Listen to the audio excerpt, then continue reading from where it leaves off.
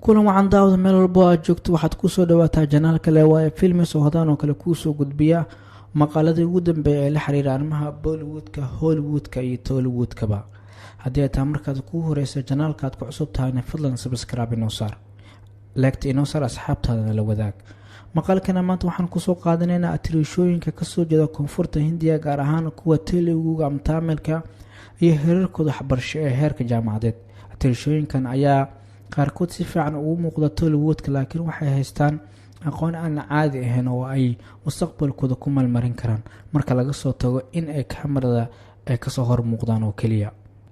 liiskan ay waxaa ku jiraan kuwa ugu caansan sida Janela D'Souza iyo kuwa kala caan ah. haddaba aan u dhaadhacno muuqaalkeena maanta aan ku eegayno atriishooyinka Tollywoodka ee haysta waxbarashada heer sare ah. qofka koowaad liiskan ku jirta waa Janela D'Souza.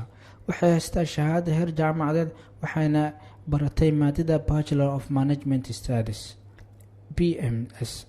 qofka labaad ee ku jirta waa Samantha Akineni. waxay haystaa shahaado jaamacadeed waxayna qaadatay maadada Bachelor of Commerce. qofka saddexaad waa Shruti Hariharan. waxay haystaa shahaado heer jaamacadeed waxayna qaadatay maadada Bachelor of Business Management. qofka afraad liiskan waa Tamanna Bhatia.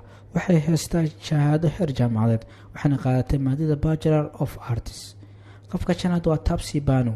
waxay haystaa shahaado heer jaamacadeed waxayna qaadatay maadada Computer Science Engineering. qofka lixaad liiskan waa Shriya Saran. waxay haystaa shahaado heer jaamacadeed waxayna qaadatay maadada BA Literature. qofka toddobaad ee liiskan ku jira waa Shruti Hassan. waxay haysataa shahaado heer jaamacadeed waxayna qaadatay maadada Bachelor of Psychology. qofka sideeda waa Tarisha Krishnan. waxay haysataa shahaado heer jaamacadeed waxayna qaadatay maadada Bachelor of Business Administration. qofka sagaalaad waa Kajal Agrawal. waxay haysataa shahaado heer jaamacadeed waxayna qaadatay maadada Bachelor of Mass Media. qofka tobanaad liiska waa Nayanthara. waxay haysataa shahaado heer jaamacadeed waxayna qaadatay maadada BA English Literature. qofka 11aad liiskan waa Yothika. waxay haystaa shahaado heer jaamacadeed waxayna qaadatay maadada Psychology-ga. qofka 12aad waa Shati Reddy.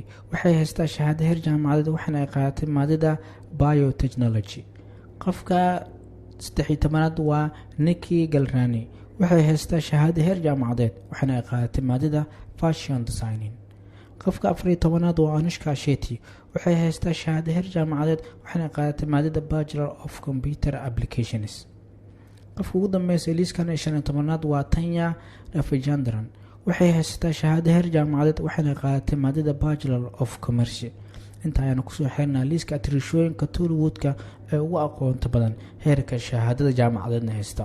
haddii aad ku cusubtaa janaalkan subscribe noo saar, leegtana ha ka baqilin in asxaabtaada la wadaagto. inta ayaan kusoo xiraynaa muuqaalka. waad ku mahadsantahay booqashada alaaba ee janaalkan Leewaaye Films.